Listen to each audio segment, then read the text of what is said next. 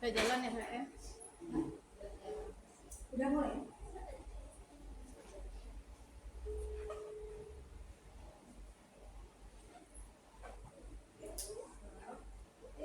Ke ruangan multimedia sebentar, Kak. Ini sebentar. Ya.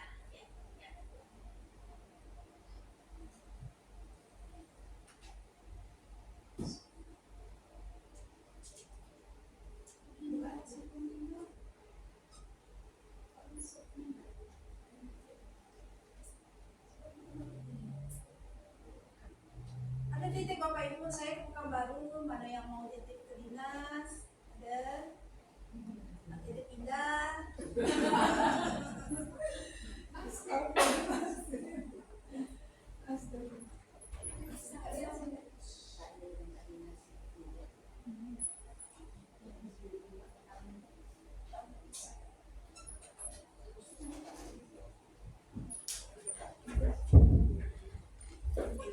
Baik Bapak Ibu, kita mulai acara diseminasi rekan-rekan kita, yaitu Ibu Yesi dengan Ibu Heja pada hari Senin tanggal 10 Juli tahun 2024. Assalamualaikum warahmatullahi wabarakatuh. Yang terhormat Ibu Kepala Sekolah SMA Negeri 2 Rengat, Ibu Yanti Murani SPD MSI. Yang terhormat Ibu-Ibu Wakil Kepala Sekolah SMA Negeri 2 Rengat. Yang terhormat rekan-rekan majelis guru yang sama-sama kita banggakan, yang telah menyempatkan waktunya pada kesempatan yang berbahagia ini untuk menghadiri acara diseminasi rekan kita CGP Angkatan 10. Marilah sama-sama kita panjatkan puji syukur kehadiran Allah Subhanahu wa taala yang pada kesempatan yang berbahagia ini telah meringankan langkah kita, memberikan nikmat kesehatan dan kesempatan kepada kita untuk hadir di ruang multimedia ini. Kemudian salawat beri salam tidak bosan-bosannya kita sampaikan kepada junjungan kita Nabi besar Muhammad SAW dengan melafazkan Allahumma sholli ala sayyidina Muhammad wa ala ali sayyidina Muhammad. Mudah-mudahan kita mendapatkan syafaat beliau di akhirat. Amin amin ya rabbal alamin. Untuk mempersingkat waktu Bapak Ibu, akan saya bacakan susunan acara diseminasi CGP Angkatan 9 pada hari ini. Yang pertama, menyanyikan lagu Indonesia Raya yang dipandu nanti oleh Bu Haji Jizrin SPD. Kemudian doa yang dipandu oleh Ustadz Chandri Esos. Kemudian yang ketiga, kata sambutan dari Ibu Kepala Sekolah SMA Negeri 2 Rengat, dalam hal ini Bu Yanti Murani SPD MSI. Dan yang keempat, diseminasi budaya positif oleh Ibu Heja Sahrida SPD dan Ibu Yesi Asrianti SPD. Yang terakhir penutup. Baik Bapak Ibu, untuk acara pembuka kita menyanyikan lagu Indonesia Raya. Kepada Bapak Ibu kami persilahkan untuk berdiri. Silakan Ibu.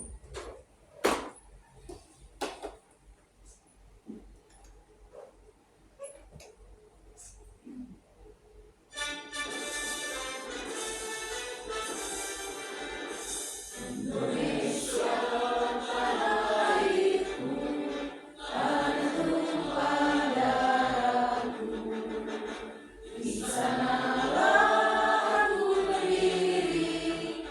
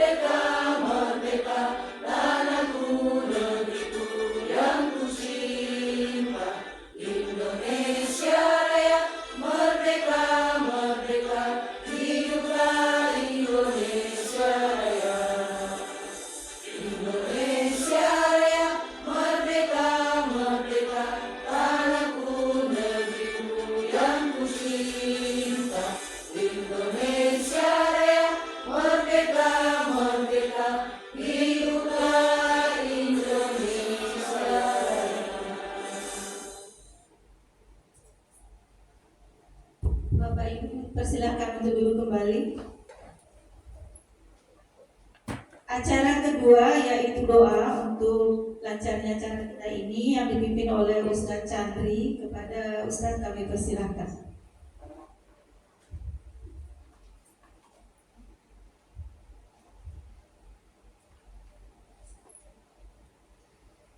Bismillahirrahmanirrahim. Assalamualaikum warahmatullahi wabarakatuh.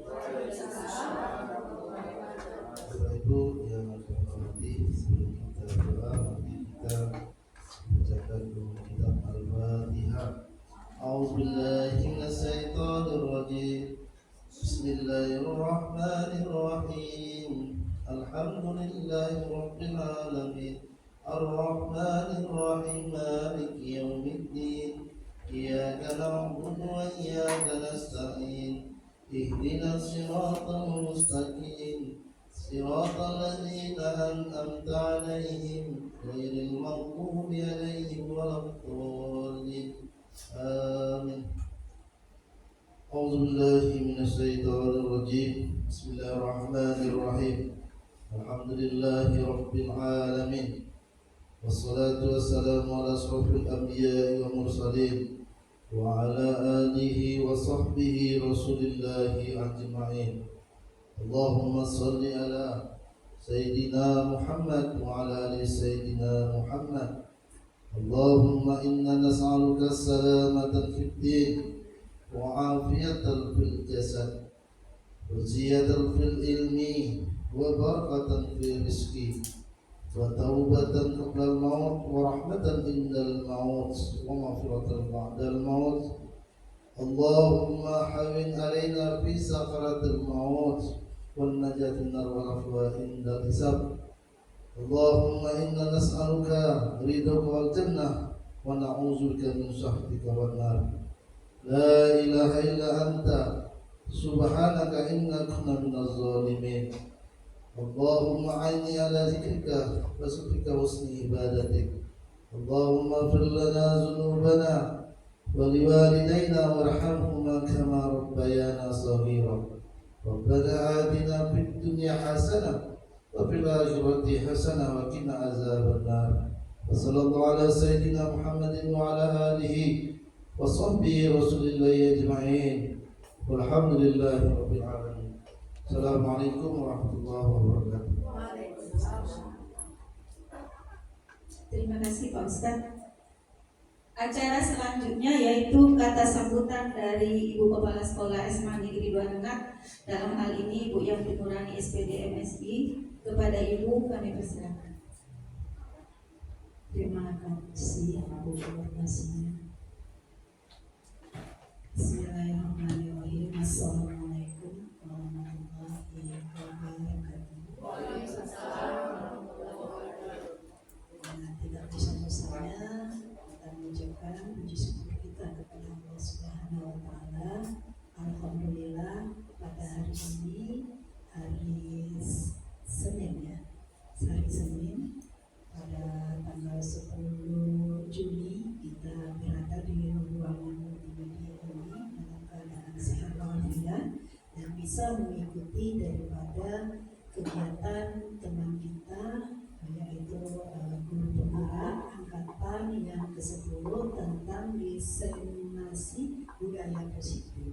Kemudian juga tanpa pula kita lafazkan salawat dan salam kita kepada junjungan besar Nabi Muhammad SAW dengan melafazkan Allahumma sholli ala sayyidina Muhammad wa ala ali sayyidina Muhammad. Bapak Ibu yang terhormat, alhamdulillah dan ucapan terima kasih saya kepada Bapak Ibu karena telah mengikuti daripada kegiatan yang diselenggarakan oleh teman kita yaitu Ibu Yesi dan Ibu Enza tentang ini adalah tugas daripada guru penggerak. Jadi untuk itu mohon bantuan kepada ibu-ibu dan kepada bapak-bapak bagaimana nanti kita juga mendukung daripada kegiatan daripada Ibu Desi dan Ibu Enza ini. Dan semoga nanti ada yang calon guru penggerak, calon guru penggerak untuk periode berikut. berikutnya. Dan ini periode berikut ini adalah angkatan ke-11 oleh Ibu Putria Dewi dan Ibu Epiandana. Jadi Ibu yang tunggu ya, masa tunggu ya. Ya masuk. Jadi alhamdulillah lah di besok ini bagaimana Bu Yesi dan Bu Enza ini juga sudah berguru kepada Ibu Tina dan Ibu Puzur. Begitu juga besok Ibu Fitria Dewi dan Bu Dewi, berarti sudah ada gambaran banyak nih, udah 4 orang gambarannya di depan dan bisa banyak temannya untuk bertanya itu tentang apa saja di tugas-tugas guru penggerak tersebut. Mudah-mudahan untuk di SMA Negeri 2 ini kita lulus semuanya untuk menjadi guru penggerak. Dan berikutnya saya tunggu untuk Ibu Oza, Chandri, Bu Iin, Bu Malina, Bu Jum ya Bu Jum, kemudian Pak Yunus, Pak Yunus, ini untuk kalian. Tapi mungkin kalau Pak Yunus say hello untuk yang guru penggerak. Jadi untuk yang angkatan 12 mudah-mudahan Pak Chandri, Bu Oza, Bu Iin ya, amin. Ini penggeraknya. Bu Zizi udah kan yang soal kuliah? Belum ya? Tapi saya yakin kalau yang muda-muda nih insya Allah karena Bapak Ibu ikutilah guru penggerak ini. Apa sebabnya? Karena saya lihat banyak kemudahan yang didapat oleh kalau kita tamat dari guru penggerak. Karena derajatnya kayaknya ya Bapak Ibu saya perhatikan derajat guru penggerak di atas sekali daripada S2, kemudian seperti kami juga cakep itu di atasnya guru penggerak. Jadi untuk ras tertinggi sekarang adalah guru penggerak. Jadi untuk apa-apa, jadi Bapak Ibu ikutilah untuk guru penggerak. Karena sudah memegang ras tertinggi daripada untuk kita di guru. Bukan ras terkuat ya, tetapi ras tertingginya. Jadi tolong yang saya sebutkan nama tolong sampaikan, coba direfleksi supaya nilai Bapak Ibu senang, saya juga senang, ya kan? Jadi nilai Bapak Ibu nanti di SKP juga enak ditengok, kami di sekolah pun enak juga melihat nilai daripada Bapak Ibu.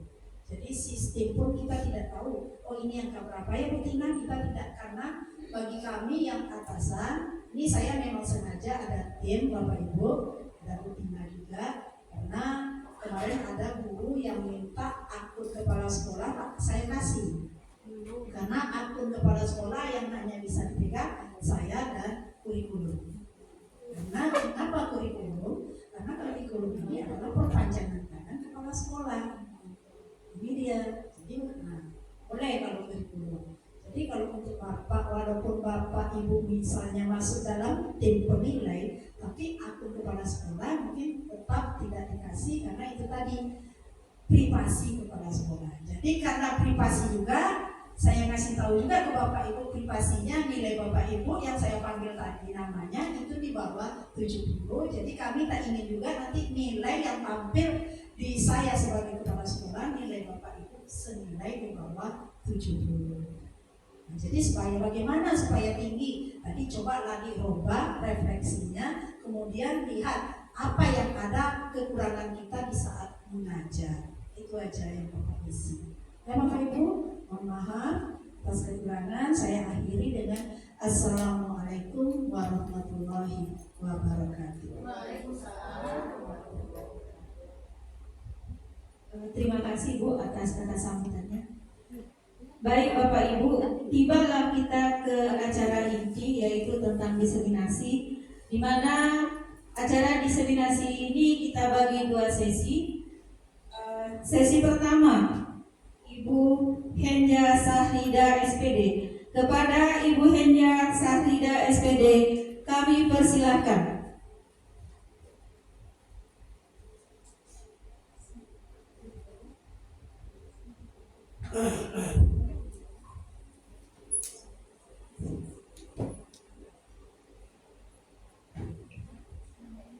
Baik Ibu, terima kasih. Assalamualaikum warahmatullahi wabarakatuh. Terima kasih atas kesempatan yang diberikan dan terima kasih sudah bisa memenuhi undangan kami atau ajakan kami untuk menghadiri diseminasi budaya positif. Ibu, terima kasih Ibu sudah memberikan. Enza, nah kan udah nih kalau saya sama Enza, oh ya apakah sebentar Bu Yesi, ya biar saya bisa keluar. Kalau nunggu Bu Enza nanti lama. Assalamualaikum warahmatullahi wabarakatuh. Waalaikumsalam warahmatullahi wabarakatuh. Apa kabar Bapak Ibu semua? Sehat Bapak Ibu? Tetap semangat? Mantap, luar biasa. Oke, hari ini siap untuk mendengarkan pemaparan kami? Iya, terima kasih. Adalah budaya positif. Nah, kalau dilihat dari kata ini ada dua kata, yaitu budaya dan positif. Nah, budaya dan positif ini memiliki makna yang berbeda. Kira-kira Bapak dan Ibu kira-kira ada yang bisa memberikan tanggapan apa itu budaya dan apa itu positif? Terima kasih.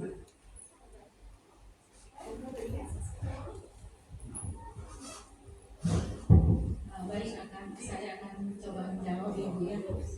Budaya itu sama dengan nilai-nilai, keyakinan-keyakinan atau kebiasaan-kebiasaan yang melekat di dalam diri siswa atau yang berpihak kepada murid. Sedangkan positif itu semua hal yang sifatnya baik sesuai dengan nilai-nilai. Terima kasih. Ya, baik Ibu, benar sekali. Terima kasih. Aplaus untuk Ibu Nur. Ya, benar sekali Ibu, budaya itu adalah kebiasaan yang timbul di dalam masyarakat kita. Nah, karena kita konteksnya adalah sekolah, berarti budaya itu adalah kebiasaan-kebiasaan yang ada di sekolah. Positif itu hal-hal yang baik, hal-hal yang sesuai dengan nilai-nilai yang kita anut. Berarti budaya positif adalah sesuatu yang sudah menjadi kebiasaan yang ada di lingkungan sekolah kita yang sifatnya positif.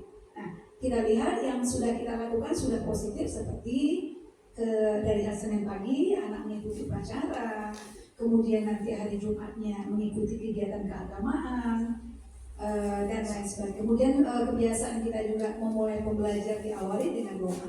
Ini adalah hal-hal yang bersifat positif. Nah, kita di sini sebagai CGP memang sudah ada budaya positif di lingkungan kita. Kita hanya ingin menguatkan kembali hal-hal yang sudah ada itu kita kuatkan kembali, kita mantapkan, kita kokohkan seperti itu. Baik Bu.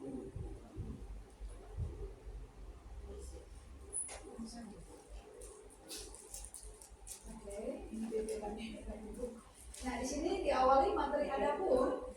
Materi dalam budaya positif itu yang pertama, konsep-konsepnya adalah disiplin positif dan nilai-nilai kebajikan universal. Disiplin positif dan nilai-nilai kebajikan universal. Kemudian ada teori kontrol. Yang ketiga adalah teori motivasi. Yang berikutnya adalah hukuman penghargaan. Berikutnya adalah posisi kontrol guru, kebutuhan dasar manusia, keyakinan kelas, dan segitiga restitusi. Ini adalah konsep-konsep di dalam budaya positif. Jadi kita di sini tujuannya adalah untuk menciptakan budaya positif di lingkungan sekolah kita. Jadi tujuan dari sebenarnya dari diseminasi ini adalah kita berusaha bersama-sama, ya, baik guru, warga sekolah lainnya, anak murid kita, orang tua murid dan pemangku kepentingan yang lainnya. Tujuannya di sini adalah kita bersama-sama untuk menciptakan budaya positif di sekolah kita. Jadi tujuannya ini sebenarnya. Oke. Nah, ini kita lewat aja Bu ya, karena skip aja kita yang ada. Nah, ini tentang kontrol. Nah, ini kontrol menurut para ahli tentang teori kontrol. Kita lewati. Teori kontrol di sini adalah ilusi guru itu mengontrol murid. Nah, gitu. Jadi ilusi kita sebenarnya kita yang mengatur anak, mengontrol anak. Nah, sebenarnya itu tidak. Kemudian ilusi kita tentang penguatan positif itu bermanfaat. Kemudian kita juga berilusi bahwa kritik dan membuat orang merasa bersalah dapat menguatkan karakter. Kemudian orang dewasa itu memiliki hak untuk memaksa orang lain. Nah, ini adalah ilusi pemikiran kita. Sebenarnya tidak seperti itu harusnya. Baik, kita lanjut. Ini kita lanjut tadi Bu ya.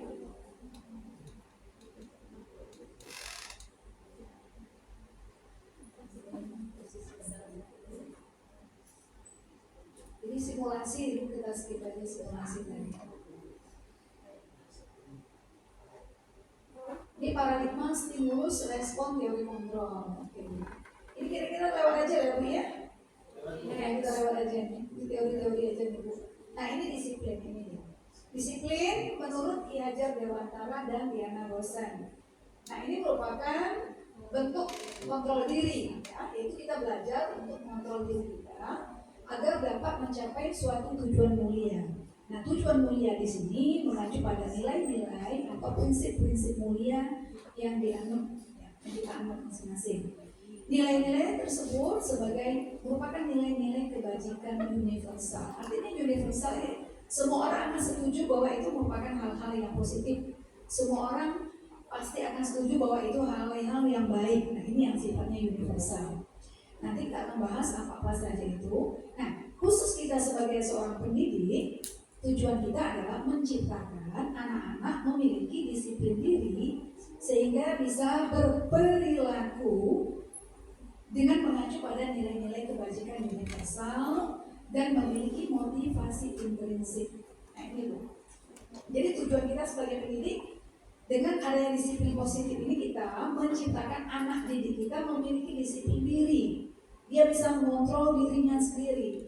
Dia bisa mengacu nilai-nilai kebajikan universal. Jadi artinya dia memiliki motivasi secara internal dari dirinya untuk berbuat baik, untuk melakukan hal-hal yang baik. Nah, jadi kita ini bisa menciptakan anak-anak seperti itu.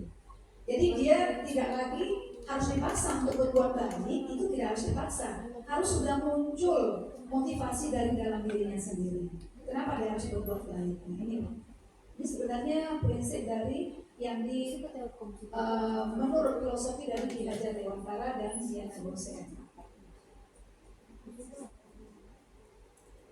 Jadi tujuannya adalah dari disiplin positif untuk menanamkan motivasi pada anak agar mereka menjadi seseorang yang mereka inginkan. Jadi mereka bisa menghargai diri mereka sendiri, bisa menghargai dirinya dengan nilai-nilai yang mereka anut, yang mereka yakini. Jadi ini dampaknya adalah berdampak jangka panjang. Jadi ini mereka tidak terpengaruh lagi dengan adanya hukuman, adanya hadiah. Jadi anak-anak untuk bersikap disiplin itu tidak lagi diiming-imingi dengan hadiah, tidak lagi diiming-imingi dengan hukuman atau merasa tidak nyaman.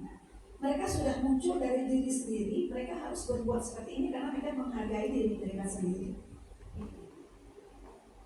Oke, kita lanjut Ibu. Ini adalah nilai kebaikan atau nilai kebajikan ini. Kita lewat. Oke, nilai-nilai ini masih teori-teori juga, nilai-nilai kebajikan dari beberapa institusi. Banyak sekali di sini. Ini Bu, dari segi profil Pancasila, ini ada beriman, ini nilai-nilai dari kita sering mengatakan pelajar profil Pancasila, menunjukkan pelajar yang memiliki profil pelajar Pancasila. Nah, apa-apa saja nilai yang termaktub dalam profil pelajar Pancasila? Yang pertama, beriman dan bertakwa pada Tuhan yang Maha Esa, mandiri, bernalar kritis, berkebinekaan global, bergotong royong, dan kreatif. Nah, kalau dari 7 Essential ini ada empati, suara hati, kontrol diri, rasa hormat, kebaikan, toleransi, dan keadilan. Ini menurut ahli. Ini 9 pilar karakter. Ini tentang nilai-nilai kebajikan. Cinta Tuhan dan segala ciptaannya, mandiri dan tanggung jawab, serta jujur, diplomatis, hormat dan santun, percaya diri, kreatif dan bekerja keras, dermawan, suka menolong dan bergotong royong, kepemimpinan dan keadilan, baik dan rendah hati, toleransi, kedamaian dan kesabaran. Ini adalah 9 pilar karakter. Ini Bapak Ibu. Nah, ini hanya definisi apa menurut beberapa institusi kita lewati aja, Pak. Ini cukup satu aja. Nah, berikutnya kita masuk pada teori motivasi, hukuman dan penghargaan serta restitusi. Ibu, kenapa sih orang melakukan sesuatu? Kenapa sih orang berperilaku? Nah, ini ada tiga motivasi kenapa orang harus melakukan sesuatu atau bertingkah laku. Ini ada 3. Yang pertama, untuk menghindari ketidaknyamanan atau hukuman. Ini paling rendah sebenarnya. Hanya karena takut dihukum, takut merasa tidak nyaman. Ini dia. Yang kedua, untuk mendapatkan imbalan, hadiah atau penghargaan dari orang lain. Ini yang kedua, kastanya yang mana? Yang terakhir yang paling ideal adalah untuk menjadi mereka seperti orang yang mereka inginkan dan mereka menghargai diri mereka sendiri dengan nilai-nilai yang mereka percaya. Ini adalah teori motivasi. Nah, yang ketiga ini sebenarnya yang kita tuntut untuk anak didik kita miliki. Sebenarnya untuk disiplin positif itu dari diri mereka sendiri. Mereka melakukan disiplin positif itu bukan karena hukuman, bukan karena takut dihukum, bukan karena takut merasa tidak nyaman, bukan karena ingin dihadiah, diberi hadiah, diiming-iming dan seterusnya, dipuji dan sebagainya, tetapi ini yang ketiga ini sebenarnya. Kita mengharapkan mereka mempunyai motivasi dari diri mereka sendiri, yaitu mereka ingin dirinya dihargai. Mereka ingin menghargai dirinya sendiri sesuai dengan nilai-nilai yang mereka percaya. Ini sebenarnya, ini motivasi yang paling yang kita ingin wujudkan kepada anak didik kita. Nah, lanjut berikutnya hukuman konsekuensi. Jadi kalau kita menjalankan di sekolah pasti kita ada, kalau anak melakukan kesalahan biasanya kita memberikan hukuman atau mereka tahu dengan konsekuensinya akibat yang mereka timbulkan dari perbuatan yang mereka lakukan. Dan ini adalah restitusi. Mungkin hal-hal yang baru bagi ibu, restitusi itu ada yang Bapak Ibu tahu kira-kira apa pengertiannya? Restitusi. Restitusi ini lebih dari hukuman konsekuensi, ini di atas dari 2 hal ini. Nah, ini dia restitusi. Baik, kita baca. Dalam menjalankan peraturan atau keyakinan kelas, bila mana ada suatu pelanggaran, tentunya sesuatu yang harus terjadi, kita perlu meninjau ulang tindakan penegakan peraturan atau keyakinan kelas tadi. Nah, tindakan terhadap suatu pelanggaran umumnya berbentuk hukuman atau konsekuensi. Nah, kita akan memperkenalkan program disiplin positif yang namanya restitusi. Nanti kita akan belajar lanjut tentang ini. Lanjut, nah ini hukuman, kemudian konsekuensi dan restitusi. Contoh, diambil satu aja Bu ya. Kalau hukuman itu berarti identitasnya gagal. Nah, kalau identitasnya sukses, berarti itu kita menjalankan disiplinnya dikatakan sukses, berarti yang berjalan adalah konsekuensi dan restitusi. Sesuatu yang menyakitkan harus terjadi. Nah, ini konsekuensinya memang harus terjadi. Restitusi adalah pilihan. Contoh yang kedua, tidak nyaman. Tidak nyaman untuk anak atau murid dalam jangka panjang. Itu sifat dari hukuman ya Bapak Ibu. Sifat dari hukuman itu ini sifatnya. Sifat hukuman itu tidak nyaman bagi anak murid dan menimbulkan dendam. Biasanya begitu ya. Artinya kalau kita pernah menghukum anak atau dengan kata-kata yang mungkin tidak menghukum tapi dengan verbal, ucapan-ucapan mungkin secara tidak sengaja kita mungkin membuli mereka dengan ucapan, itu akan membekas di hati mereka. Membekas di hati mereka, ini akan menimbulkan rasa dendam pada hati mereka. Mungkin mereka sangat sedih, sangat kecewa dan dendam yang ujung-ujungnya. Nah ini Bu, salah satu dampak dari negatif dari hukuman. Ini ya. Nah kalau dari konsekuensi itu dampaknya mereka sadar apa yang mereka lakukan itu ada yang harus mereka perbaiki. Ini dia. Kemudian kalau restitusi, mereka dilatih untuk menyadari kesalahan-kesalahan yang mereka lakukan, kemudian mereka berusaha memperbaiki kesalahan itu. Jadi beda dengan hukuman. Kalau hukuman tadi dampaknya jangka panjang, mereka juga merasa benci dengan kita, mereka juga merasa dendam dengan kita, ini dampak negatif. Tapi kalau konsekuensi itu memang harus terjadi. Contoh, si anak tidak mengerjakan, terlambat masuk kelas ketika waktu ujian, umpamanya. Nah, konsekuensinya waktu sudah berjalan. Nah, jadi waktunya dikatakan di situ 60 menit, sementara dia telatnya 15 menitnya. Jadi dia punya konsekuensi yang harus dilakukan. Dia cuma jatah waktunya bekerja itu 45 menit tanpa ada tambahan waktu. Ini adalah konsekuensi. Nah, kalau restitusi ini lebih tinggi lagi. Anak menyadari kesalahan, kemudian dia berusaha memperbaiki dirinya sendiri. Jadi bukan kita yang menyuruh dia memperbaiki, tidak, dia sendiri. Dia sadar itu salah, kemudian dia berusaha untuk memperbaiki dirinya sendiri untuk kedepannya. Jadi Bu, sepintas lanjut berikutnya adalah masih dari, nanti slide-nya bisa saya kasih Ibu, bisa dibaca. Nah ini Bu, dihukum oleh penghargaan. Nah, dihukum oleh penghargaan. Nah, artinya begini. Anak dihukum. Tapi kita di dalam memberikan sesuatu, kita memberikan penghargaan kepada mereka. Sebenarnya saya baru tahu Bu, ya, sebenarnya kita mengasih anak-anak itu hadiah, reward, itu sebenarnya nggak efektif juga. Nggak boleh seperti itu sebenarnya di CGP. Kita kan kalau anak-anak kita kasih ini gitu kan, sebenarnya nggak efektif gitu. Salah sebenarnya. Kenapa? Anak itu hanya ada yang diharapkannya dia mau berbuat. Ini nggak boleh seperti itu. Yang kita inginkan, pokoknya dia ya, karena hari Jumat itu kita mengadakan itu sebagai motivasi mereka. Kemudian mereka serius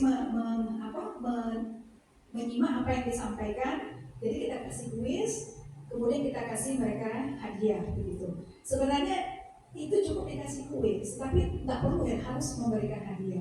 Cuma karena kita kebiasaan di hari Jumat kita ingin bersedekah, itu ya Bu Yesi ya, kita ingin bersedekah. Tapi ini kalau untuk konteksnya di sini bukan untuk memberikan anak hadiah, tapi konteksnya ini kita yang ingin bersedekah. Tapi kalau untuk hal yang lain konteksnya berbeda, artinya bukan sedekah, memberikan hadiah itu sebenarnya nggak boleh, karena ini tidak efektif. Artinya anak hanya melakukan itu karena ada iming-iming aja. Kalau itu kita nggak mau. Nah itu dia. Yang kita inginkan, mereka ada motivasi mereka sendiri untuk berbuat, tanpa harus takut dihukum, tanpa harus ingin dipuji, atau tanpa dia harus mendapatkan penghargaan. Jadi nggak boleh. Nah itu baru saya tahu setelah saya mengikuti CGP, nggak boleh sebenarnya. Kita hanya ingin dia tuh tahu, dia itu punya motivasi dari dirinya sendiri untuk berbuat. Bukan karena apa-apa, bukan karena udang di balik bakwannya. Seperti itu. Jadi Bu, kita lagi. Nah ini restitusi, ini dia. Sebuah pendekatan untuk menciptakan disiplin positif. Ini yang hal-hal baru. Nah restitusi sendiri adalah proses menciptakan kondisi bagi murid untuk memperbaiki kesalahan mereka sendiri, sehingga mereka bisa kembali pada kelompok mereka dengan karakter yang lebih kuat. Ini menurut dosen. Jadi restitusi itu sebenarnya suatu pendekatan. Jadi bukan untuk menebus kesalahan, tapi untuk belajar dari kesalahan yang mereka buat. Jadi itu sebenarnya. Restitusi itu sebenarnya bisa memperbaiki hubungan, merupakan tawaran, bukan paksaan. Kemudian restitusi juga menuntun untuk melihat ke dalam diri kita sendiri, introspeksi diri. Itu kembali pada introspeksi. Restitusi mencari kebutuhan dasar yang mendasari tindakan. Nah, restitusi itu adalah hal yang baik yang berfokus pada karakter. Nah, ini bukan pada tindakan.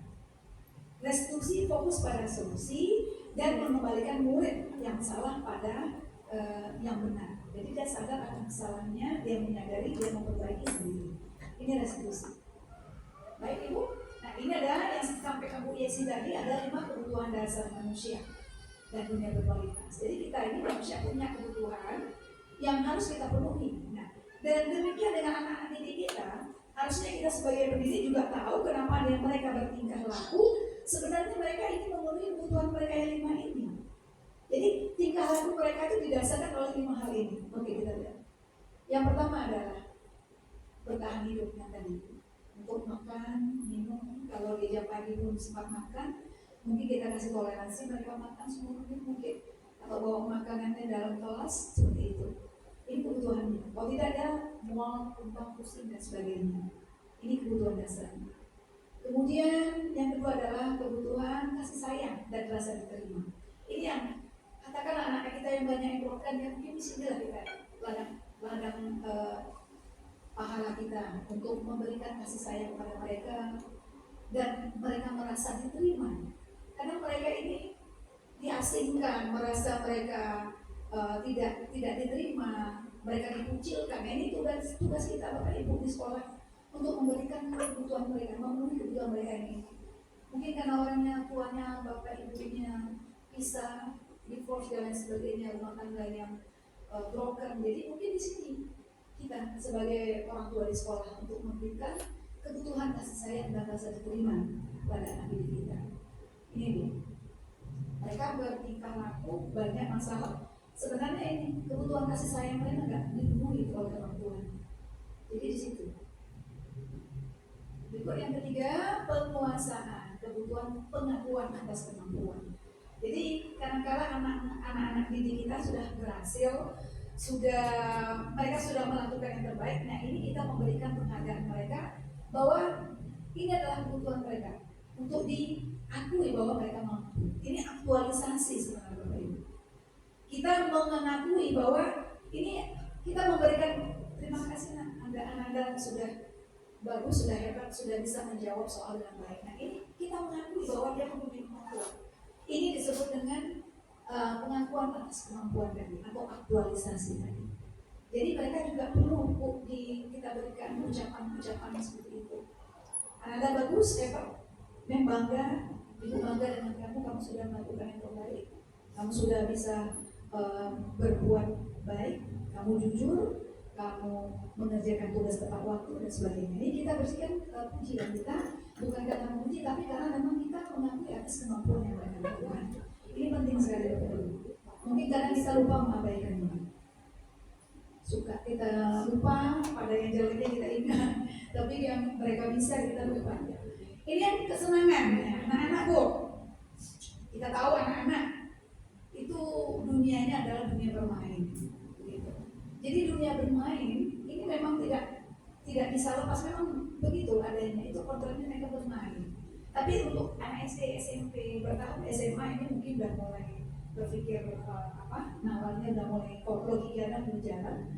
logikanya sudah mulai berjalan. Jadi ini kebutuhan kesenangan tetap masih, karena manusiawi ya Bapak Ibu ya. Semuanya kita juga seperti kita untuk seharian mengajarkan tugas, mungkin kita buka-buka HP model lagu, nonton video, nonton drakor seperti itu. Itu sebenarnya kebutuhan kita akan kesenangan. Jadi wajar-wajar saja. Cuma kita harus memilah-milah, memahami apa kebutuhan yang diperlukan oleh anak didik kita. Ini harus kita di sini yang berperan, mengetahui apa yang mereka butuhkan. Dan yang terakhir adalah kebutuhan akan kebebasan. Kebutuhan ini anak-anak, kebutuhan untuk bebas adalah kebutuhan akan mandiri, otonomi, memiliki pilihan dan mampu mengendalikan anak-anak. Nah kadang-kadang anak kita di rumah lah, di kita sendiri, kita memaksakan kehendak kita pada anak. Contoh, dia mau masuk SMA, kita paksa masuk SMK, atau dia mau kuliah jurusan ini, kita paksa jurusan kedokteran. Tapi sebenarnya tidak mau di situ. Nah ini kita mau, karena ini mereka punya pilihan atas dirinya sendiri. Mereka tahu mereka pengennya apa, itu hak mereka untuk memiliki kebebasan. Ini kebetulan kita sebagai orang tua, kita mengontrol mereka. Ini ilusi kita sebagai orang tua dan mengontrol. Sebenarnya mereka punya jati diri mereka sendiri, mereka punya kodrat alamnya sendiri. Nah, kita tidak bisa memaksakan apa yang kita inginkan kepada mereka. Nah, sama dengan prinsip kaitannya dengan filosofi Dewantara, selama ini kita kan sifatnya menuntun anak. Sebenarnya nggak boleh kita menuntun. Nah, Menuntut anak menentukan kodratnya, bukan menuntut anak seperti apa yang kita inginkan, itu salah. Ini bertentangan sekali dengan tuntutan atas kebebasan. Lanjut Ibu, kita skip aja, ini kita lewat aja. Ya, lanjut. Ini keyakinan kelas ya Bu ya. Nah, keyakinan kelas. Nih, kenapa ya harus keyakinan kelas? Kenapa nggak peraturan kelas saja? Nah, ini ada bedanya. Kira-kira Bapak Ibu tahu apa itu keyakinan? Kita lihat dari arti katanya aja. Mungkin karena saya guru bahasa ya Bapak Ibu ya, saya suka melihat sesuatu terminologi itu dari kata.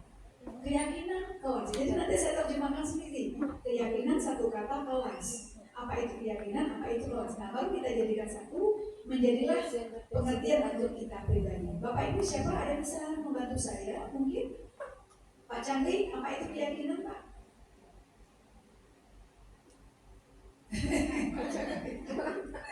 Pak Chandri kita gimana?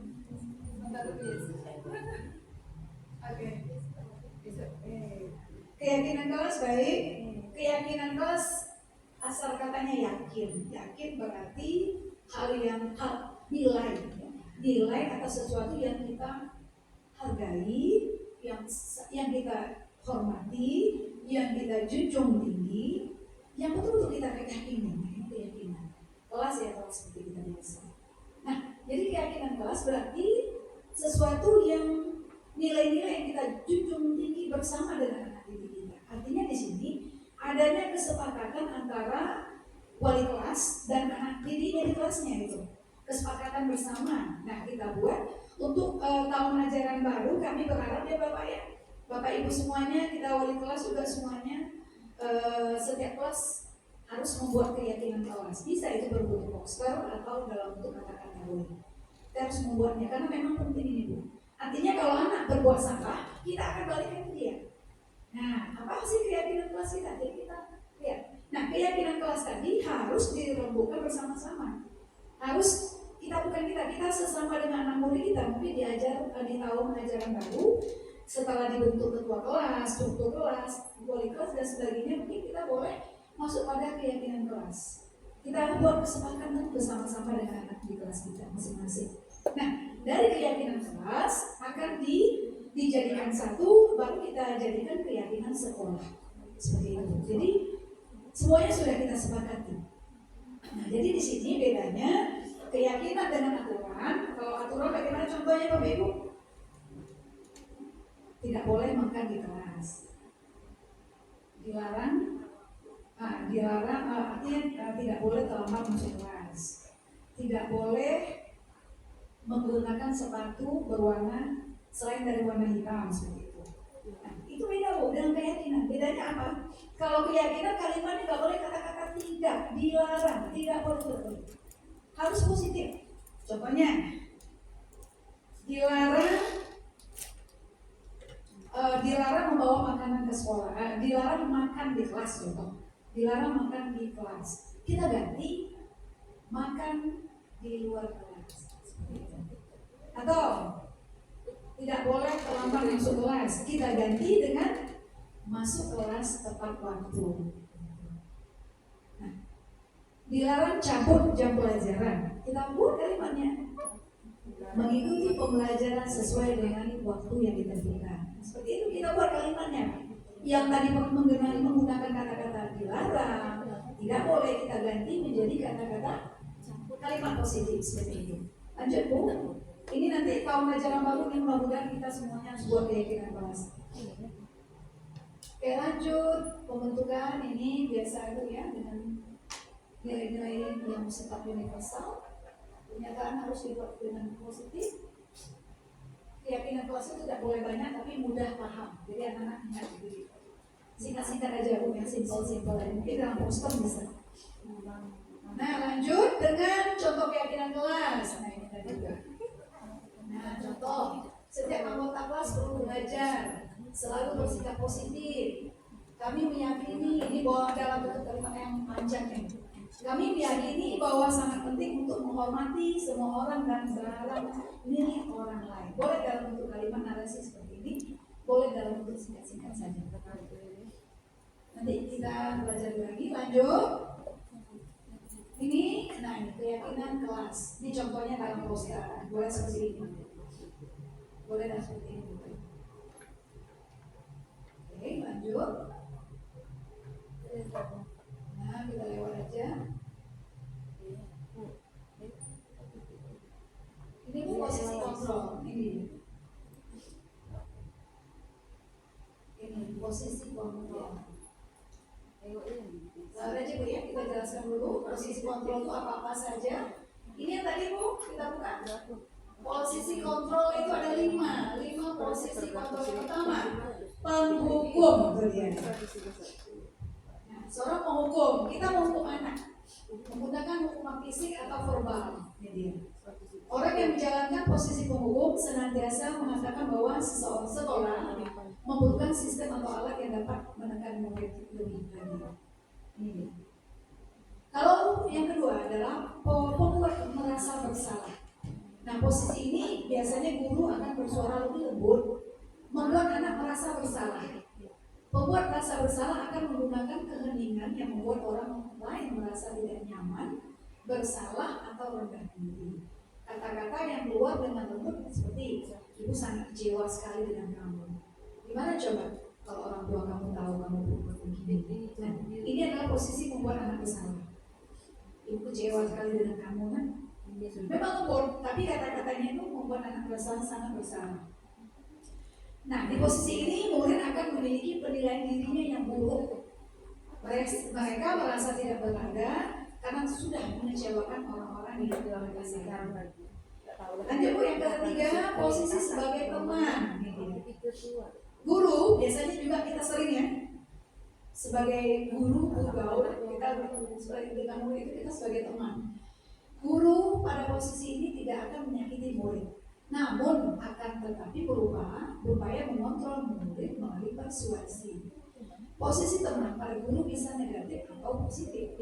Posisi di sini bukan hubungan baik terjadi antara guru dan murid. Guru di posisi teman menggunakan hubungan baik dan humor untuk mempengaruhi seseorang. Contoh kata-katanya, ayo bantulah masa ia kamu bantu demi bapak loh. Ayo ingat, kamu tidak ingat apa yang bapak lakukan selama ini pada kamu. Ayo ini. Ya sudahlah, kali ini nggak apa-apa, nanti kita selesaikan ya. Hal negatif dari posisi teman adalah bila suatu guru tidak membantu murid itu, mereka pasti akan kecewa. Artinya mereka tergantung dengan seorang guru itu. Nah, mereka akan merasa ketergantungan dengan kita karena kita sebagai temannya, bestinya, guru besti begitu Pak, IGS-nya apa namanya itu Pak, guru sebagai gurunya tapi sebagai teman. Ini negatifnya nanti anak itu merasa ketergantungan dengan kita, itu udah susah. Kita inginkan mereka mandiri. Yang berikut keempat adalah pemantau, mengawasi. Saat ini kita mengawasi, bertanggung jawab atas perilaku orang-orang yang kita awasi. Posisi pemantau berdasarkan peraturan dan konsekuensi. Dengan menggunakan sanksi atau konsekuensi, kita dapat memisahkan hubungan pribadi kita dengan murid sebagai seseorang yang berada di posisi pemantau. Contoh pertanyaannya adalah, ya, peraturannya apa? Ayo, kamu tahu kan peraturannya apa? Apa yang sudah kamu lakukan? Nah, kalau kayak gini yang sudah kamu lakukan, kira-kira konsekuensinya apa ya? Nah, ini posisi sebagai pemantau. Nah, seorang pemantau sangat mengandalkan perhitungan, catatan, data yang digunakan sebagai bukti atas perilaku seseorang. Nah, ini posisi ini boleh Bu, boleh. Kita sebagai guru yang dielakkan itu adalah posisi yang nomor 1 dan 2 tadi, sebagai penghukum dan pembuat rasa bersalah. Nah, yang idealnya adalah posisi kita sebagai manajer. Ini yang ideal. Ini kita sebagai guru harus bertingkah atau berperilaku sebagai manajer untuk masa depan. Nah, posisi ini guru berbuat sesuatu bersama murid, mempersilahkan murid, mempertanggungjawabkan perilakunya, mendukung murid agar dapat menemukan solusi atas permasalahannya sendiri. Nah, seorang manajer telah memiliki keterampilan di posisi teman ataupun pemantau. Jadi manajer ini sudah lengkap, teman sudah diambilnya, pemantau juga diambilnya. Jadi dia sudah sempurna di sini posisinya. Dan idealnya kita menjalankan posisi kontrol yang kelima ini. Oke, baik, lanjut. Nah, contoh manajer, contoh kata-katanya Bu ya. Nih, seorang manajer berkata, kembali pada keyakinan kelas. Nah, makanya keyakinan versi dibuat. Karena ini baliknya kita juga. Nah, apakah kamu meyakininya? Keyakinan kelas tadi ya Bapak Ibu. Jika kamu meyakininya, apa kamu bersedia memperbaikinya? Jika kamu sudah bisa memperbaikinya, bagaimana kamu bisa menunjukkannya kepada kami? Gitu ya. Apa rencana kamu untuk memperbaiki hal ini? Nah, ini tugas dari manajer. Dia mengatur perilaku seseorang, bukan mengatur, tapi membimbing anak didik untuk mengatur dirinya sendiri. Oke, lanjut. Ini dia segitiga restitusi. Posisi manajer tadi dengan segitiga restitusi ini sangat berkaitan erat. Ini materi di sini adalah tentang kasus yang kita hadapi. Kita kan setiap hari dihadapkan dengan masalah-masalah murid yang berkaitan dengan disiplin tadi. Contoh anak merokok, anak cabut, anak membuli, anak berkelahi, dan anak-anak berbuat tidak baik, absen dan sebagainya. Ini adalah tugas kita menjalankan posisi kita tadi dan juga memperbaiki bagaimana nih Pak, bukan hanya Pak BK aja, Pak Chandra, tetapi kami juga sebagai guru atau wali kelas juga bisa memperbaiki kesalahan-kesalahan murid tadi dengan menjalankan segitiga restitusi. Segitiga restitusi ini adalah pendekatan untuk menghadapi, memberikan solusi masalah yang dihadapi oleh murid dan kita sendiri. Nah, yang pertama apa saja itu? Ini yang pertama, langkah pertama adalah menstabilkan identitas, kemudian memvalidasi tindakan yang bersalah, dan menanyakan keyakinan kelas. Nah ini dia. Itu ada tahapan-tahapannya. Kalimat-kalimat untuk menstabilkan identitas juga ada di situ. Nah ini dia. Segitiga restitusi. Setiap orang pasti pernah berbuat salah. Itu untuk menstabilkan identitas. Kemudian bagaimana validasi tindakan salah? Adakah cara yang lebih efektif untuk mendapatkan apa yang kamu butuhkan? Nah, bagaimana kita menanyakan keyakinan kelas apa yang telah kita sepakati? Jadi kembali pada keyakinan kelas. Artinya, hubungannya Bapak Ibu, kita menyusun keyakinan kelas, kita pajang di kelas kita. Kemudian jika anak kita ada melanggar yang sudah kita tentukan tadi, kita akan membantu mereka menyelesaikan masalah itu dengan posisi kita sebagai manajer dan menggunakan pendekatan segitiga restitusi untuk mengatasi permasalahan anak didik kita. Oke, lanjut Bapak Ibu, ini kita lewati, skip saja. Sesi tanya jawab bagi Bapak Ibu yang ingin menanyakan sesuai dengan pemaparan Ibu Henja tadi. Kita buka untuk 2 penanya aja mungkin ya Bu ya. Silakan Bapak Ibu, ada yang mau bertanya atau memberikan saran maupun masukan mungkin? Ya, silakan Bapak Ibu. Oke, Pak Chandri, kami persilakan. Terima kasih atas waktu yang telah diberikan. Di sini saya ingin menanyakan tentang hukuman dan konsekuensi. Di mana perbedaannya antara hukuman dengan konsekuensi? Itu saja Bu, mungkin silakan jawab Bu. Ada lagi Bapak Ibu?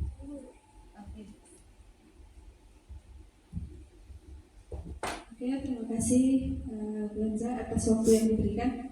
Saya ingin bertanya, ini terkait disiplin positif ya Bu ya, yang harus kita terapkan di kelas. Cuman terkadang ketika kita ingin melaksanakan kesepakatan yang sudah kita buat dengan anak, tapi ternyata dalam menjalankan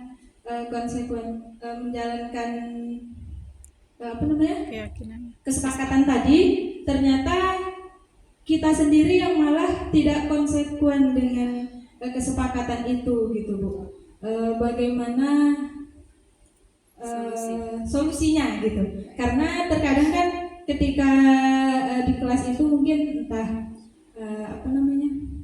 banyak kendala yang kita hadapi gitu kan, dari diri kita sendiri dan anak juga, jadi kayak mana solusi. Terima kasih Bu. Ya boleh Bu, satu lagi boleh. Ya, silahkan lagi Bu.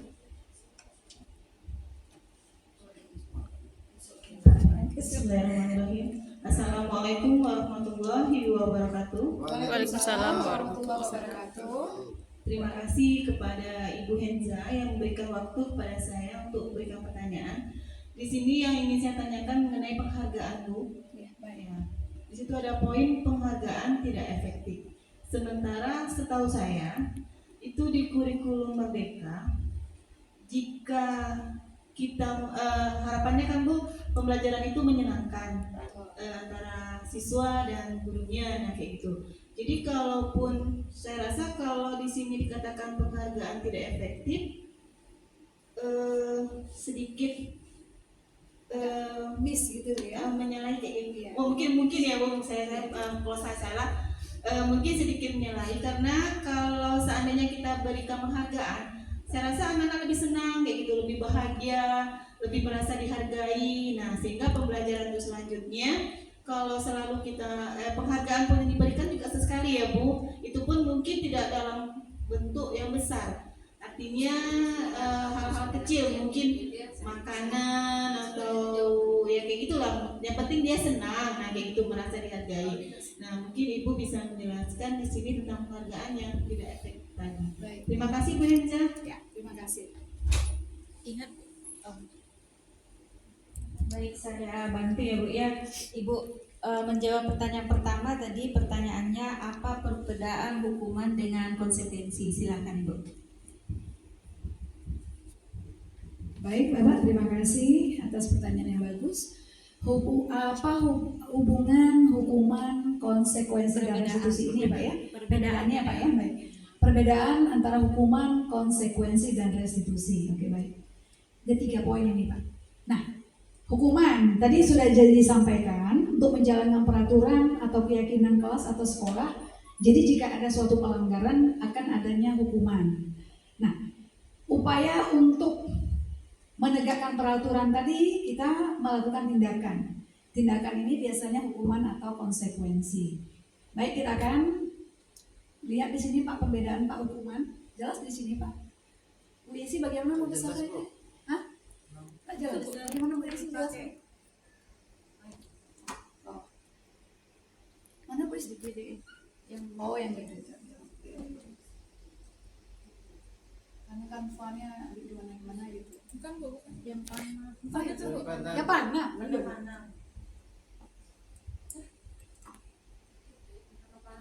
Ini ya. Ini kan? Oke. Baik. Hukuman ini nih, Bapak. Apa perbedaannya di sini nampak Pak ya? Konsekuensi dan restitusi. Hukuman itu sesuatu yang menyakitkan, gitu Pak. Harus terjadi. Nah, kalau konsekuensi itu sesuatu memang harus terjadi. Contoh, kita tadi anak tadi tidak mengerjakan terlambat masuk kelas ketika ujian, sudah terlambat sekitar 20 menit, sementara ujian itu sekitar 90 menit waktunya. Jadi kalau dia terlambat, konsekuensinya jamnya harus tetap berkurang. Dari 90 menit tadi dia terlambatnya 20 menit, mereka tetap mengerjakan soal, tetapi jumlah waktunya tetap aja nggak ada penambahan. Itu konsekuensi Pak. Nah, kalau konsekuensi seperti itu. Artinya tadi 90 menit dikurangi 20. Berarti mereka ada waktu sekitar 70 menit ya gitu kan Pak, mengerjakan soal ujian. Tidak ada penambahan. Itu yang harus mereka tanggung karena akibat yang mereka lakukan. Nah, kalau hukuman seperti anak terlambat umpamanya, kamu keliling dulu lapangan begitu Pak. Keliling lapangan seperti tadi Pak di video tadi, keliling lapangan 5 kali, nah seperti itu hukuman. Kalau konsekuensi dia merupakan dampak yang dia lakukan. Nah seperti tadi dia terlambat, oke dia masuk kelas, tapi dia harus mengejar ketinggalannya dengan waktu yang tidak ada ditambah, begitu Pak. Nah kalau restitusi Ini merupakan pilihan, ini untuk memperbaiki kesalahannya. Artinya di sini anak nanti kita manggil, kita arahkan, kita jalan, kita panggil, kita arahkan, kemudian dia tahu ini kesalahannya, ya Bu saya salah, tahu bagaimana cara memperbaikinya nak. Ke depan harus bagaimana, kalau kamu itu salah, bagaimana kamu memperbaiki kesalahan kamu. Jadi anak kita latih, kita bimbing dia menyadari akan kesalahannya, kemudian dia sendiri yang memperbaikinya. Dia sendiri menggali kesalahan, kemudian dia mencari solusi atas masalah dia sendiri, Pak. Itu dia, Pak. Itu restitusi. Sebenarnya idealnya itu yang restitusi tadi. Dia mengakui salah, dia tahu dia salah, dia perbaiki, kemudian dia cari solusi. Jadi kita dituntut untuk melakukan yang restitusi ini, Pak. Melalui pendekatan segitiga restitusi tadi.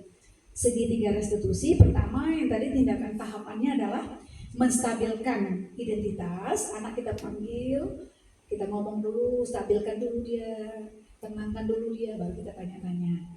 Kita bertindak sebagai manajer tadi. Kita tanya-tanya dulu dengan, ada kan beberapa pertanyaan yang terkait dengan sebagai posisi manajer tadi, posisi kontrol sebagai manajer tadi, Pak. Kita tanya, oke, kita validasi tindakan yang salah. Nah, kemudian baru dia mencari solusi atas masalahnya. Nah, bagaimana keyakinan kelas kita? Apa yang kamu langgar? Nah, apa yang harus kamu perbaiki? Nah, itu. Jadi utamanya di sini kita harus bentuk memang keyakinan kelas. Bagaimana Pak Chandri? Alhamdulillah Bapak sudah bisa diterima. Terima kasih. Terima kasih atas perhatiannya. Saya akhiri saja. Lebih kurang mohon maaf. Yang sempurna itu hanya milik Allah, kesalahan itu adanya pada diri saya. Sekian Bapak dan Ibu, terima kasih atas perhatiannya. Mohon maaf segala kekurangan. Wabillahi taufiq wal hidayah. Wassalamualaikum warahmatullahi wabarakatuh.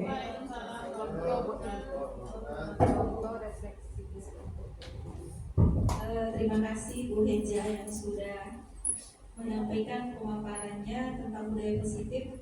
Kemudian mohon maaf Bapak Ibu,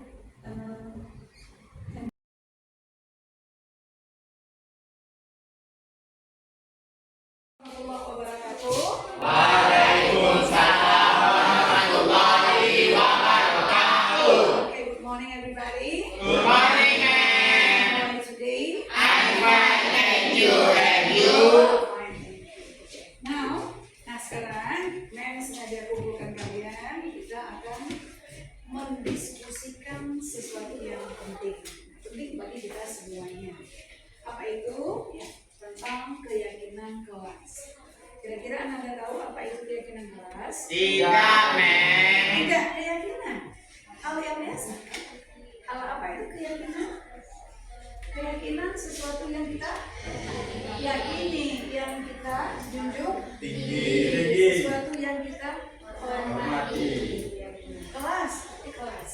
Artinya mungkin bisalah dikatakan itu seperti peraturan, tapi ini khusus untuk kelas. Nah, dari keyakinan kelas itu akan beranjak menjadi keyakinan sekolah. Jadi nanti bisa ruang lingkupnya yang lebih besar itu akan menjadi keyakinan sekolah. Nah, sekarang kita ulang lagi. Keyakinan kelas tadi sesuatu yang kita junjung tinggi, yang kita yakini, yang kita hormati. Nah, berarti ini adalah sesuatu yang kita sepakati bersama. Jadi, hal yang kita sepakati bersama, yang kita yakini, yang kita junjung tinggi, yang itu kita hormati. Artinya sesuatu yang kita percayai. Nah, boleh tidak dilanggar? Tidak. Boleh tidak boleh? Tidak. Iya, tidak boleh. Karena hal-hal yang kita yakini, hal yang kita sepakati, yang betul-betul kita konsep, kita pegang itu nilai-nilainya. Nah, itu dia. Jadi diharapkan kalian, kita semua, bukan kalian termasuk memang juga kita semua memegang itu. Artinya kita betul-betul menghargai, menjunjung tinggi yang kita akan kita diskusikan. Nah, kira-kira itu apa? Oh, umpamanya datang masuk kelas tepat waktu. masuk kelas tepat waktu. Nah, coba nih contoh yang lain. Pamit kelas. Iya, membawa HP bukan di loker sekolah. Tuh. Lagi yang ketiga, contoh lagi yang lain. Membawa HP dititipkan di loker kelas. Jangan terlambat. Terus tadi masuk kelas tepat waktu. Lagi Tidur di kelas. berbicara sopan santun. Berbicara sopan santun kepada orang tua, Dan guru dan teman-teman. teman-teman. Nah sekarang bandingkan dengan ini nah. Oke, dilarang membawa HP ke sekolah. Dilarang main HP di kelas. Nah kira-kira satu lagi. Tidak boleh terlambat ke sekolah. Tidak boleh terlambat ke kelas, masuk kelas. Nah kira-kira apa bedanya tadi? Coba bayangkan. Bayangkan tadi yang dengan kata tadi. Masuk kelas tepat waktu. Nih, bandingkan. Masuk kelas tepat waktu. Yang ini lagi. Tidak boleh datang terlambat. Apa perbedaannya? Maksudnya sama tidak? Sama. Sama. Kalimatnya bagaimana? Nak? Yang satu kalimatnya bagaimana? Ada tidak? Ada dilarang. Tapi yang satu kalimat tidak menggunakan kata dilarang atau kata tidak. Yang satu kalimat menggunakan kata tidak atau dilarang. Nah, jadi kelas harus berbentuk kalimat positif. Yang memang tadi. Datang tepat waktu, masuk kelas tepat waktu, membawa HP dititipkan di loker. Kalimatnya positif negatif? Positif. Oke, good, very good. Jadi keyakinan kelas tadi kalimat sama berupa good, tapi yang kita sepakati sama-sama. Kemudian kalimatnya berbentuk kalimat positif. Tidak ada dalam bentuk kalimat negatif. Kalimat negatif itu bentuknya kalau di bahasa Inggris kita gunakan don't. Tidak, jangan, itu kalimat negatif. Nah sekarang kita menghindari penggunaan kalimat negatif. Tapi mungkin maknanya sama, tetapi kalimatnya dalam bentuk positif. Pahaman Anda? Nah sekarang kalian tulis satu saja, masing-masing satu nih yang kita rembuk, satu keyakinan kelas yang maksimum betul. Nanti kita simpulkan bersama-sama. Oke, are you ready guys? Are you ready, Nen? Okay, ready? Ready. Let's check it out. Zero. Iya, satu ditulis ini nah. Oke.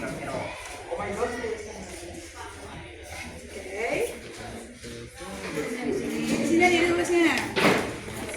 Oke. Nih. Barisan ini warnanya ini ya.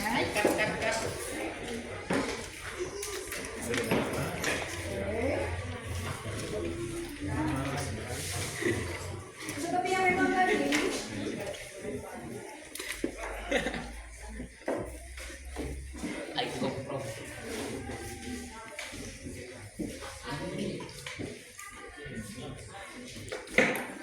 Ya sudah.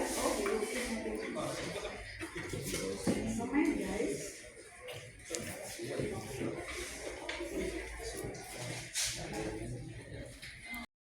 Ya sih bacakan dulu. Salah satu ya. Bacakan yang keras ya nak ya. Jangan makan sambil belajar. Oke. Jangan makan sambil belajar. Oke. Apa yang harus diperbaiki? Makan. Apa yang harus diperbaiki? Yang jelas tadi nggak boleh pakai kata jangan. Jangan makan sambil belajar. Dilarang makan itu nggak boleh. Makan di luar kelas. Oke, kita ganti perbaiki makan di luar kelas. Lanjut nah, Hafiz. Silakan Hafiz.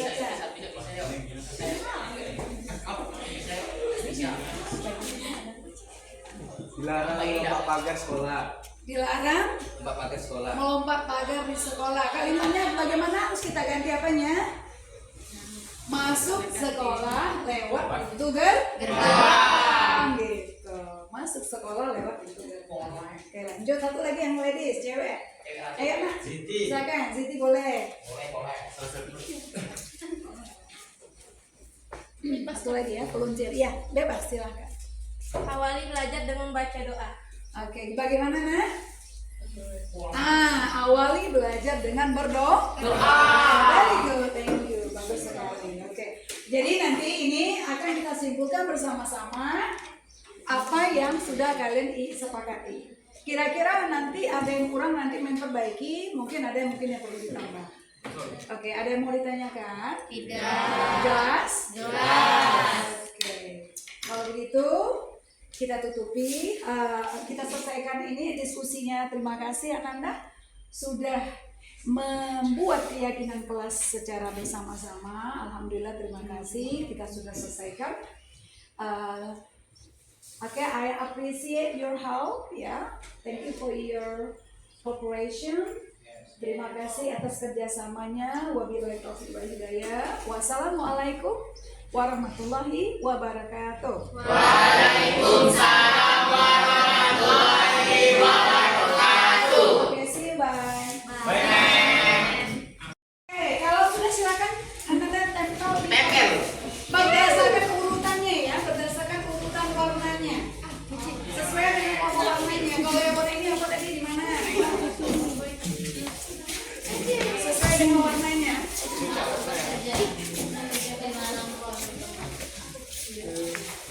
Sesuai dengan warnanya, sebelah sana lagi. Oke,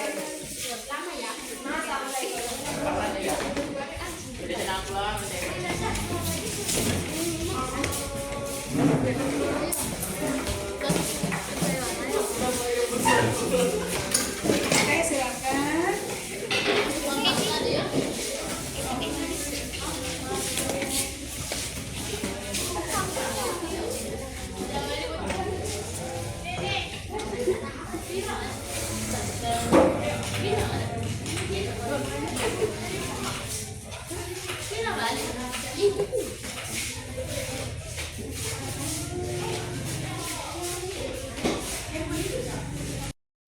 Lama tidak ada itu sebentar ya.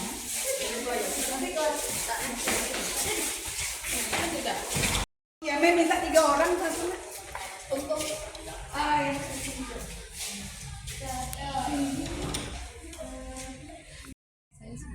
Halo, saya Suci, kelas 11B. Saya hari ini senang sudah melakukan keyakinan kelas 11B. Hai, saya Intan dari kelas 11B. Hari ini saya senang sekali karena saya telah menyelesaikan diskusi tentang keyakinan kelas. Terima kasih.